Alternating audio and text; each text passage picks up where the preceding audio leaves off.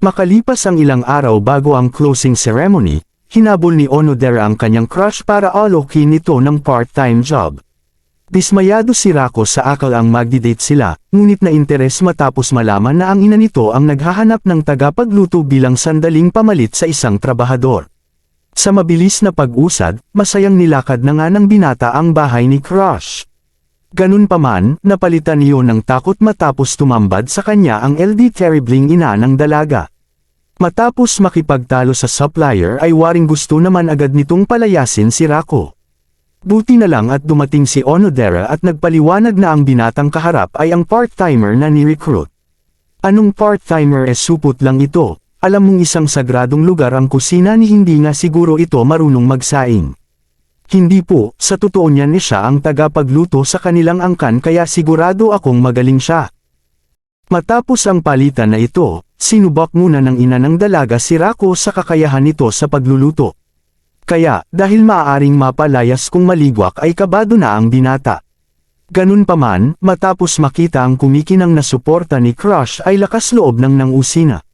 Sa ilang sandali, natapos na nga ang binata at nasarapan naman ang ina ni crush sa niluto. Kako nga ulit pangalan mo, pakasal ka na sa pamilyang ito, biro ng ina sa dalawa. Kinulit nito ang anak na tiyak umanong magandang lahi ang ihahatid ng binata, bago maghabilan upang turuan si Rako sa kanilang mga luto. Bago pumunta sa shop, biniro ulit nito si Onodera na sinamantala umano ang tsansa para ipakilala ang naiibigan nito. Tubos man ang pagkahiya ay pinasimulan ng luto sessions with crush. Humanga ang binata pagkat kabisado ng dalaga ang bawat maliit na proseso, ngunit sinabi nitong hindi talaga siya magaling magluto. Nasa ulo niya ito dahil nakahiligan magmasid sa kabataan, pero nang minsang magluto ay nagsara ang negosyo ng 3 araw dahil KO ang inabot ng mga kumain. Ngunit kung meron man siyang ipagmamalaki, yun ay ang galing sa plating. Pinakita ng dalawa ang kanilang gawa at romantikong sinabi ng dalaga na si Rako ang bahala sa lasa at siya naman sa itsura. Naloka rito si romantiko nang magpaalam naman ang ina ng dalaga para sa transaksyon. Tuloy ang pantasya ni Rako habang nagbabantay sila ng tindahan, nang biglang dumating ang isang matanda. Tumalabas na suki ito ng tindahan ngunit biglang selos ang isa ng ayain ng date ni tanda si Onodera. Agad nitong binigay ang sukli sabay flex ng umaapaw na selos hockey. Mula sa kung saan napatanong si Onodera kung nakikipag-date pa rin si Rako kay Chitoge. Agad itong nadulas at agad ring nagpalusot ngunit sa wakas ay ipinagbigay alam na ni crush na alam na niya ang tungkol sa fake relation. Ikinabigla yon ng binata at di man lang siya sinabihan ng gorilya ukol doon. Sa panig ni Onodera, duda pa rin ito kung peke talaga ang relasyon lalo't nakita ang litrato ni Chitoge na sa isip ay tinago sa kanya ng binata. Samantala, naisip ni Rako na tsansa na para magtapat ngunit nagpreno ito pagkat kailangan pa ng mas magandang timing. Sa ilang sandali pa, nagsimulang umulan sa labas dulot ng paparating na bagyo. Sunod tumawag ang ina ng dalaga dala ang mensahe na hindi na ito makakauwi dahil delikado ang lagay ng panahon. At dahil delikado rin sa binata ang umuwi ay pinahintulutan itong doon na muna matulog. Mula sa pagkabigla nagtanong si Rako kung sila lang ang naroon. Kinumpirma iyon ni Onodera at nagtatrabaho ang ama nito habang ang nakababatang kapatid ay nasa dormitoryo. Natatakam man sa tawag ng sitwasyon subalit si romantiko ay piniling maging maginoo at umaksyon.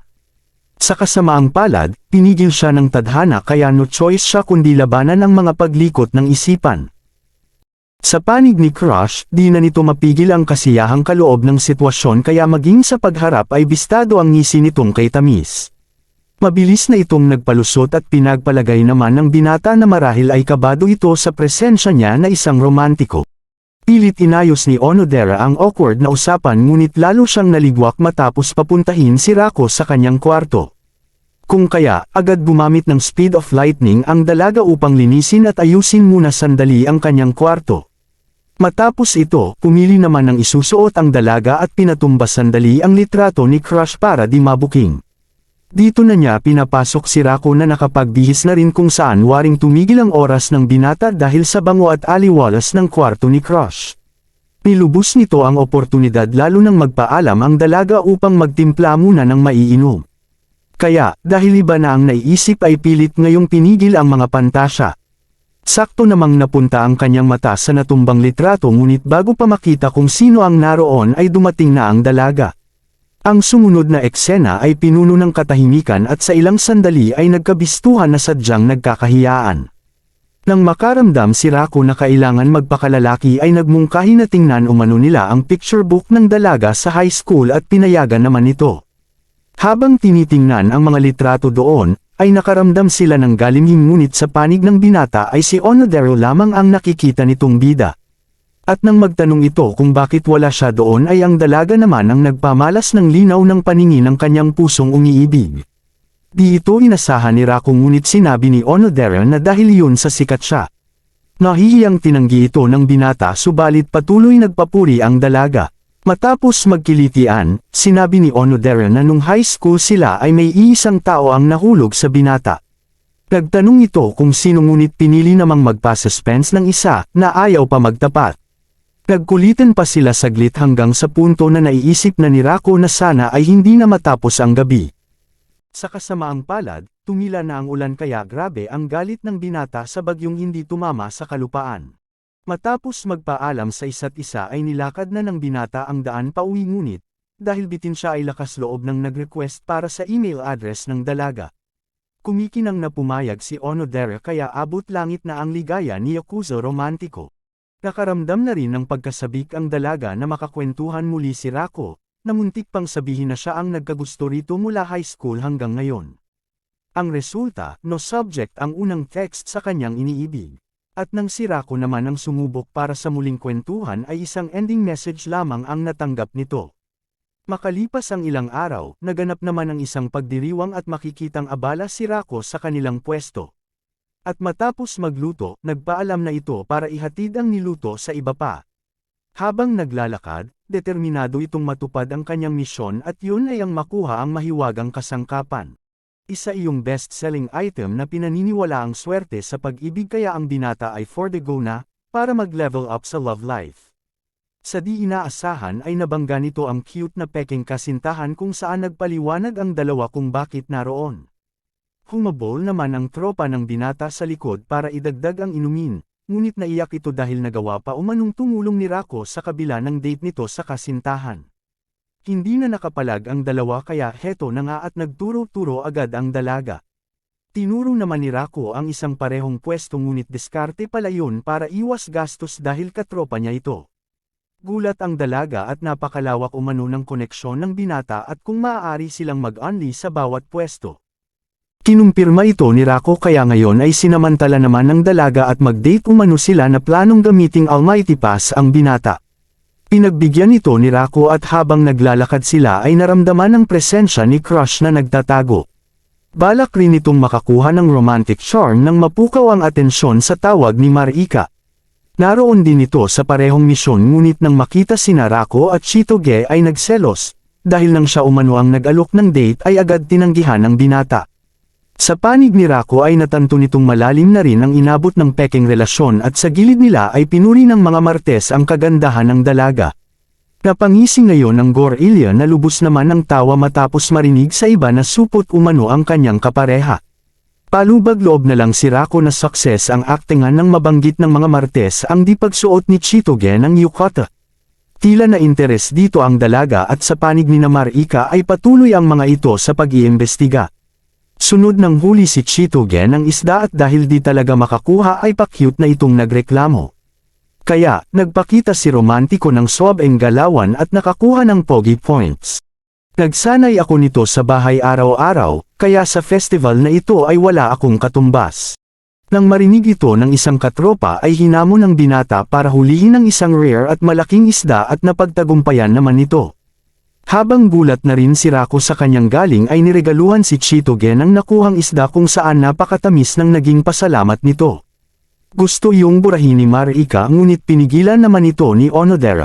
Sa wakas, oras na para bumili ng romantic item kaya asikaso baso na ang isa at sumugod. Naiinggit man sa confidence ng karibal ay lakas loob na ring sumumpo si Crush para makuha ang mahiwagang item.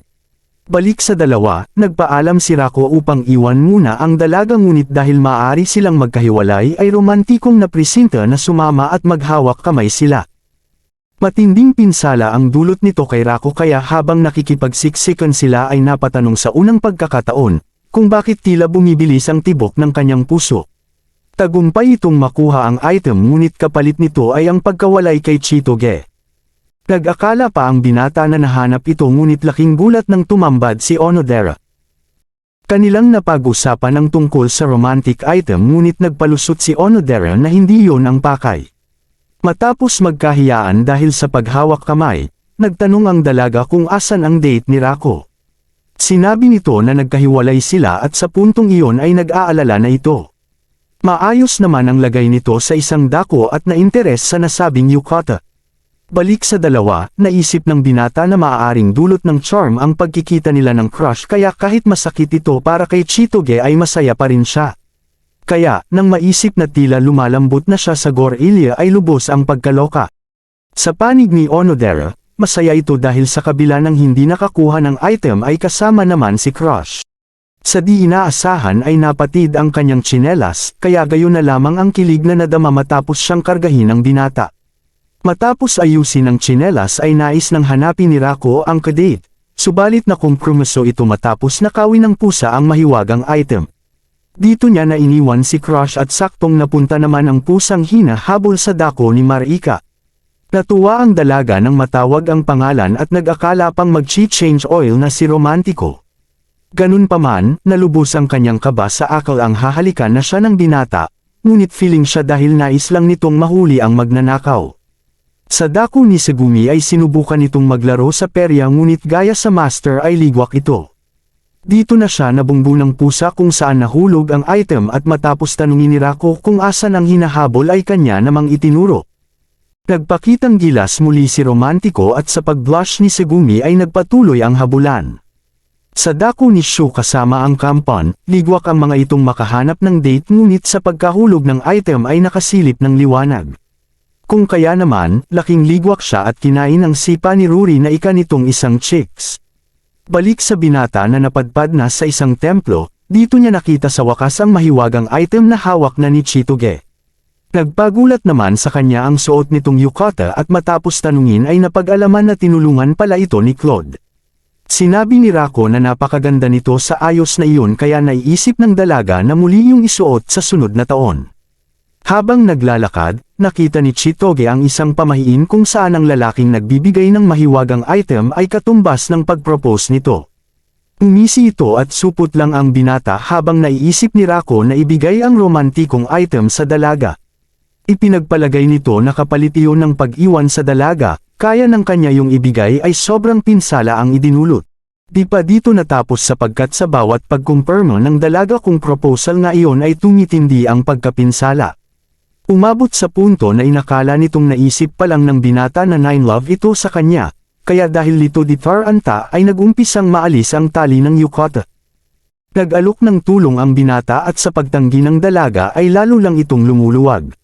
Sinabi nito na wala kasi siyang underwear, na isang malaking pagkakamali sa legend ng pagsuot ng yukata. Puno ng kilig at mainit na mga sandali ang sumunod na kaganapan, hanggang sa sinisi ni Chitoge ang ibinigay na item. Ika pa nito na kahit sa sepresang pag-atake ay di niya basta maaaring tanggapin ang item. Kaya, matapos makita ang nakasaad sa pamahiin ay nalinawan sa wakas ang binata, nagresulta para tuluyang maalis ang tali. Ito ang nag-aalab, napaka-cute, nakakakilig at nakakatuwang mga kaganapan na tuluyang nagtapos sa gabi ng pagdiriwang. Sa sumunod na araw, nagpunta naman ang grupo sa isang bakasyunan upang sulitin ang tag-init. Siyempre nagkaroon muna ng ilang flexing sa mga swimwear ng kagandahan na tiyak akong inaabangan naman ng karamihan. Pansin agad ni Shu ang hot outfit ni Segumi na ikinakahiya naman ng dalaga. Sa kabila nito, na-interes sina Marika at Chitoge sa lusog na taglay ng kanyang kaya naganuhan muna ang tatlo. Sa panig ni Shu, aktibado na ito sa Operasyon ABCD kaya na team racket na naman. Mula sa likuran, tinawag ni Marika ang master upang mag-request na pairan siya ng sunscreen at halatang handang-handa na.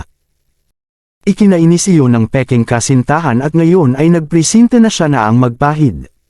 Tumanggi si Marika at kay Rako lang siya hiyang, habang nag-aalab na ang kanyang mga galawan. Matinding selos ang dulot nito kay Chitoge, kaya team racket na naman si Romantiko. Padubog itong umalis at nakuha naman sa bag ang item na bigay ng binata. Naiinis man subalit napaisip kung paano nga kaya kung talagang nag-propose si Rako. Pilit man niyang itanggi ang attachment sa binata, ay alam niya sa sarili na hindi na gaya dati ang kanilang relasyon. Sunod nagbunutan ang grupo para sa bibili ng pagkain at maswerteng napili ang pekeng magkasintahan para sa task. Matapos bumili, sunod naghanda ang dalawa para sa mga iluluto at dito ay nakiliti ang dalaga matapos aksidenteng magtama ang mga kamay. Isang beses pa yung nangyari sa kanila, kaya dahil sa kaiisip kung bakit siya nakikiliti sa simpleng hawak kamay ay nabalatan ang daliri. Mula rito, maginoong nilagyan ni Rako ng benda ang sugat nito kaya kulay kamatis na ang mukha ng dalaga. Nang oras na ng kainan ay nasarapan naman ang madla sa luto ng binata, ngunit sa isang tabi ay balisa ang isa. Naintriga dito si Onodera kaya kinagabihan ay sinamantala ang pagkakataon upang tanungin ang peke nitong kasintahan. Sinabi ng binata na wala siyang ideya sa mga kinikilos nito hanggang napunta ang usapan sa kanilang dalawa. Kapwa itong natutuwa na nagkaroon ng tsansa na makasama at makausap ang isa't isa na noon ay kanilang pangarap lamang. Sa ilang sandali, naiisip ng dalaga na ang ganda ng tanawin sa oras na iyon ay singpuro ng pagnanais niyang sana ay di na matapos pa ang mga sandali, kasama ng binatang iniibig. Sa dako ni Chitoge, ninais nitong hanapin na ang dalawa pagkat uuwi na subalit sinalubong naman ito ng salitang, "Rako, ayos lang ba kung halikan kita?" na mula kay Onodera. Napalitan ng kaba ang kanina'y kilig ng matintong di sa oras ang mga sinabi, ngunit swerte siya pagkat nakatulog pala ang iniibig. "May sinasabi ka ba?" ika ng binata, wala-wala sambit na lamang nito sabay gamit ng speed of lightning para tumakas. Nagpa-suspense naman si Chitoge ngunit ligwak pala pagkat spicy food ang kanyang narinig kanina. Sinubukan itong kausapin ni Rako subalit tumakas din dahil di pa nakakabawi sa kilig. Sa sumunod na araw, dito na nag-usap ang mga ligwak kung saan nagkwento si Chitoge tungkol sa umano problema ng kaibigan. Kinumpirma ni Onodera kung ang kaibigan nga raw ba nito ay nakakaranas ng pagtibok-tibok kapag malapit ang isang personalidad. Matapos tumugon, naisip ni Onodera na baka si Segumi iyon kaya sinabing dahil crush nito ang personalidad na iyon. Dahil dito, lubos na ang pinsala ng dalaga na medyo tinanggap na maaaring crush niya nga si Rako. At sa ilang sandali, nakaramdam ang dalawa ng pagkapamilyar na maaaring nag-usap na rin sila sa nakalipas. Kung kaya, mababakas ang tuwa kay Chitoge na muling napaisip sa relasyon niya sa binata. Subalit, sa pagsambit pa lang sa isip na maaaring umiibig siya dito ay nalulubos ang pagkaloka. Patuloy siyang nalilito mag-isa kaya habang nagsisiya ang madlaki na gabihan ay nagpresinta na si Rako upang hanapin ito. Nagmuni-muni pala saglit ang dalaga kasama ang ilang pailaw pagkat problemado na ito sa kanyang nararamdaman. Pilit nitong pinapakalma ang sarili kaya ganun na lang ang gulat nang lumitaw bigla ang binata. Tinanong ito ni Rako kung may problema at kahit pa nagpalusot ay bistado na ng binata. "Huwag kang ang umakto na kilala mo na ako. Siyempre medyo kabisado na kita, ilang buwan na rin tayong naging magkasama diba?" Nagpakilig iyon sa dalaga kaya muling hinampas ang binata. Sinabi ng dalaga na hanggang pekeng magkasintahan lang sila at maaaring ang totoo ay galit ito sa kanya. Nabibigla man subalit sinabi ng binata na hindi na ganun kasama ang kanilang relasyon. Ikaw galit ka pa ba sakin?" "Aba syempre naman." Matapos ang palitan na ito, dito na nagtanong ang dalaga sa kung ano ang maaaring mangyari kung talagang maging magkasintahan sila. Nagdudulot iyon ng pinsala para malito di Taranta, lalo't maliban sa pagiging kabado pag malapit si Chitoge ay tila naging makamandag ang alindog ng dalaga. Ganun pa man, siniguro ni Rako na imposible iyon dahil di niya ito type, bayolente, walang hinhin at hindi sweet. Iyon ang mga kumpirmasyon na tila isang paghiwa sa puso ng dalaga, kaya dahil sobra na ang sakit ay sumigaw ng tama na at sapat na. Parehong nabigla ang dalawa sa bug zone ng emosyong sumabog at sa pagtakbo ni Chitoge ay naging hudyat ng napipintong love is war. Sa pagbabalik eskwela, mababakas sa binata ang alala at pagkalito habang binabalikan ang dahilan ng di pagkakaunawaan. Sunod na dumating ang dalaga subalit sa puntong iyon ay bakas na ang lungkot sa kanyang mga mata. Pilit inayos ni Rako ang kanilang tampuhan ngunit patuloy naging malamig si Chitoge. Dito na napagtanto ng binata na ang away nila ay mas malalim kumpara sa mga nakaraan. Sa dako ni Shu, ito ang naatasan na maging pinuno para sa nalalapit na cultural festival at ngayon ay nagpresenta na magsagawa ng isang pagtatanghal. Pinili nito ang Romeo at Juliet kung saan napagkasundoan na sina Rako at Chitoge ang gaganap. Subalit, malamig na hindi ang tugon ng dalaga kaya sa huli ay si Onodera ang napili bilang Juliet. Dito na nang ulit si Marika para ibigay sa kanya ang role, ngunit sa di inaasahan ay lakas loob sinabi ni Onodera na gusto talaga nitong gumanap. Dahil dito, nagmungkahi si Marika na maging backup na lang at aprobado naman kay Shu. Tinanong ni Rako si Crush kung hilig nito ang aktingan at nahihiya namang tumugon. Habang walang mapagsidlan ang ligaya, di maiwasan ni Rako ang mag-alala kay Chitoge. Kung kaya, bago pa mag-practice ay hinabol na ito ng binata at doon ay nagkaroon ng malalim na usapan.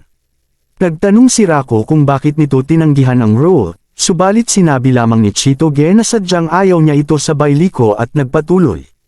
Dito na naging desperado si Rako at magsabi na ito kung ano ang problema, na kung may nagawa man siyang pagkakamali ay sabihin ito at kausapin siya. Muling sinabi ng dalaga na wala itong problema at ang relasyon nila ay peke lamang. Hindi kailangan ng anumang closeness kung wala naman sa publiko at sa kanyang pagtalikod binata ay tila napagod. Sinalubong man ito ni Crush na nag-aalala subalit diretso lamang ito sa kanyang ruta.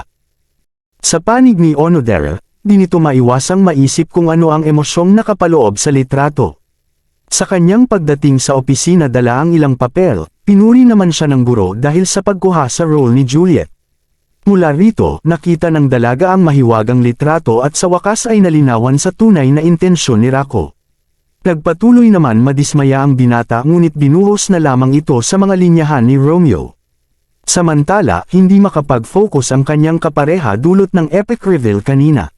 Sa sumunod na araw, nagpatuloy ang preparasyon at lalo pang tumindi ang aksyon sa pagtuntong ni Marika sa entablado.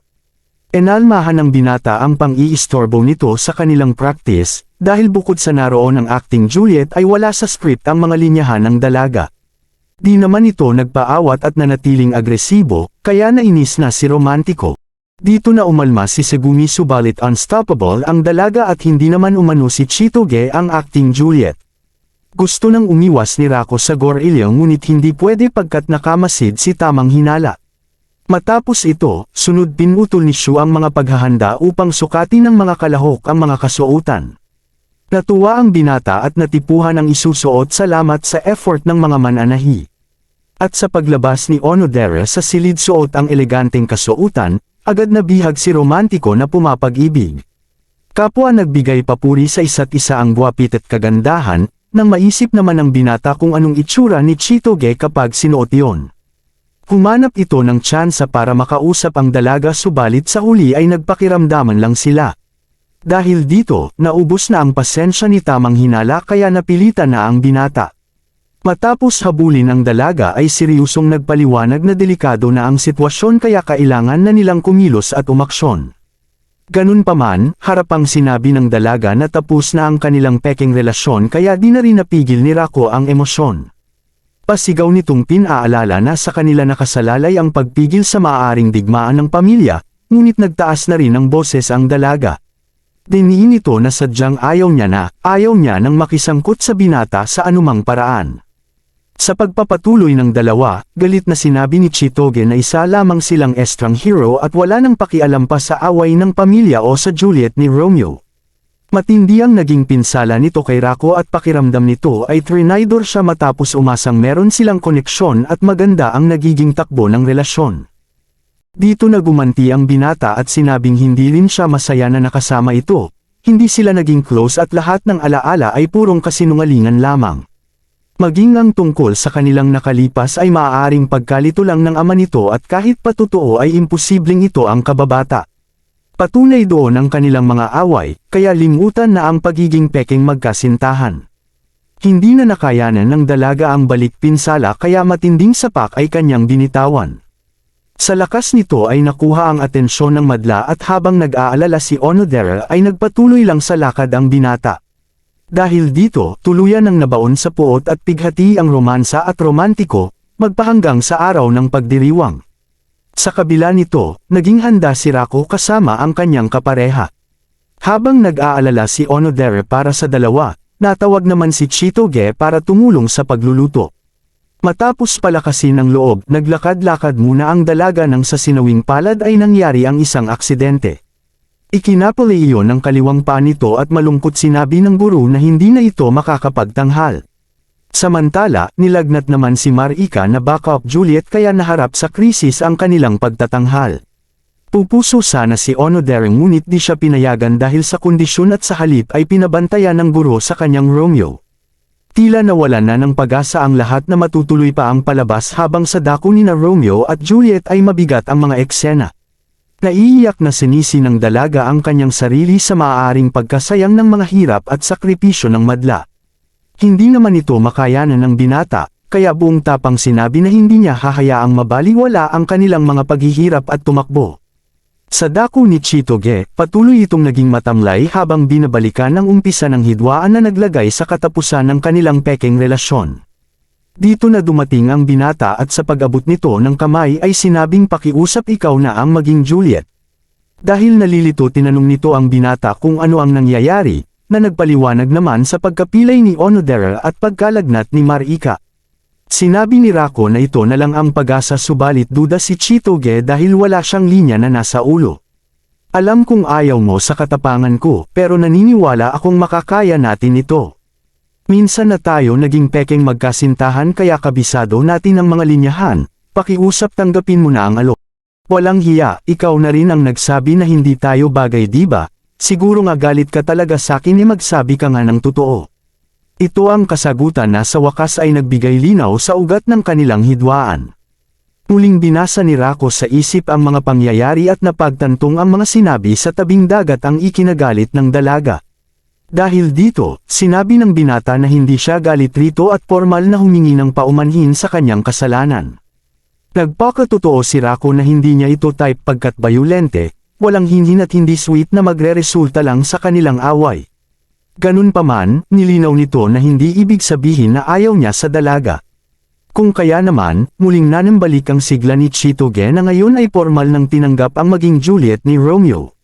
Fast forward, makikita ang dalaga na suot na ang Juliet outfit at waring anghel naman ito sa paningin ng binata.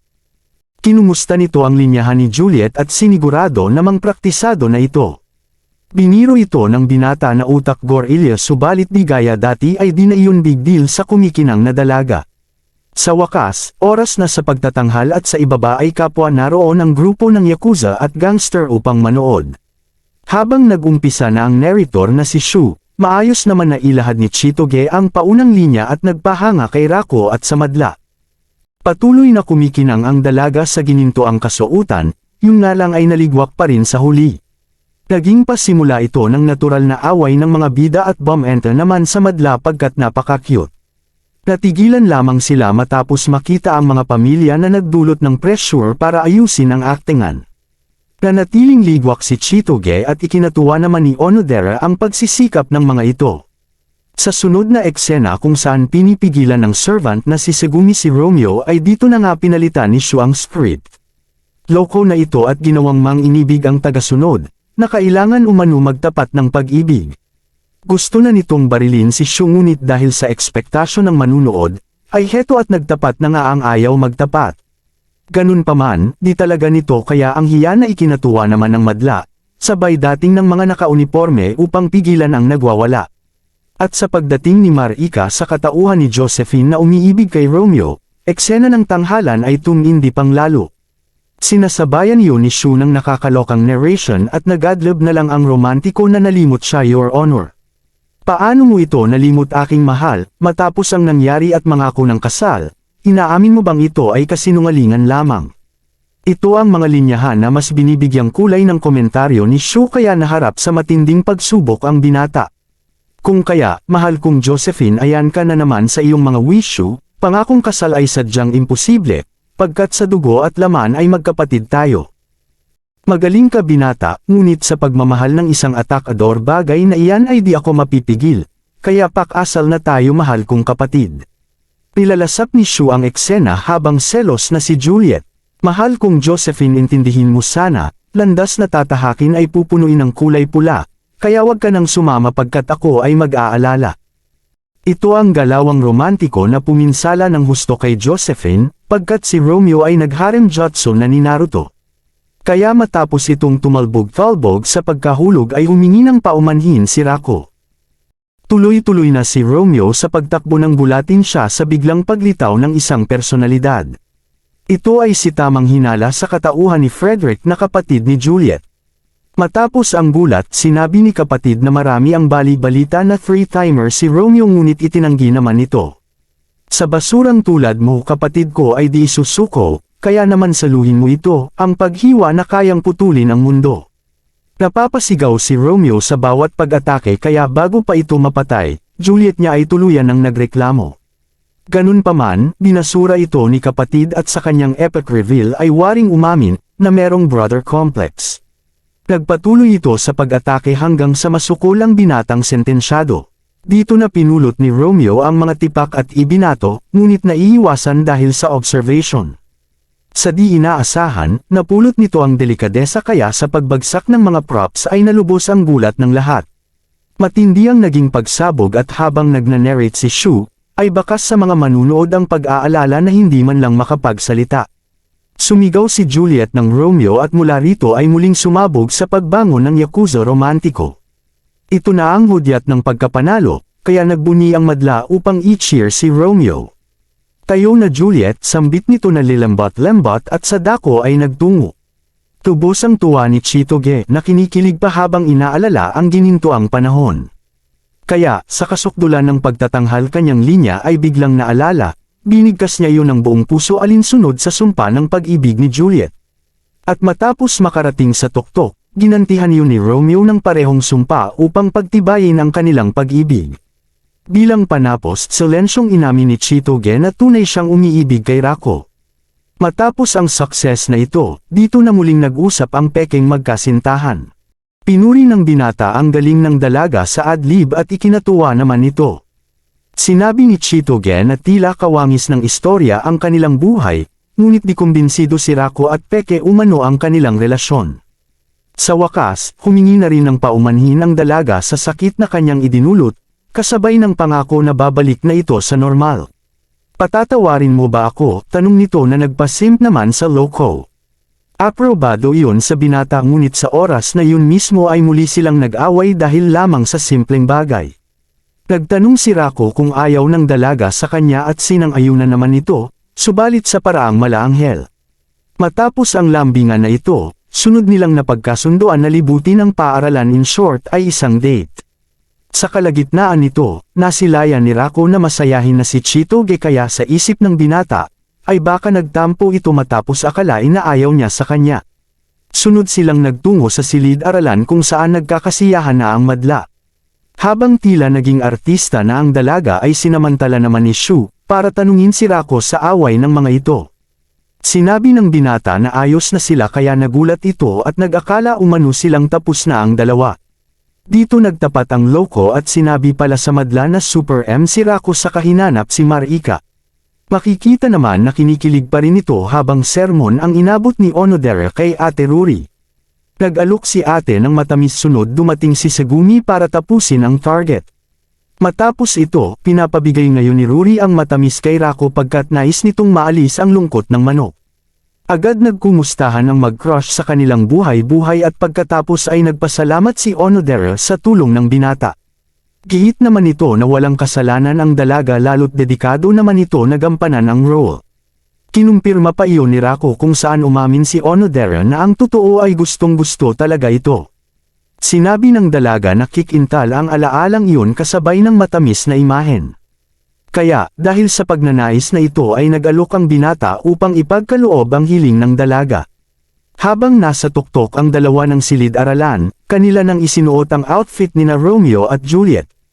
Kapwa man nahihiya ang mangingibig, subalit di yun naging hadlang upang magtanghal sila sa gitna ng magandang tanawin. Hindi sasapat ang salitang kasiyahan sa nararamdaman ni Onodera, habang ang isa ay di na matago ang kilig. Pinagdamot na ng mga ito ang bawat sandali at sa epikong tanghalan ay tuluyan na ngang nagtapos ang unang season ng anime. Palike naman kung iyong nagustuhan hanggang sa muli.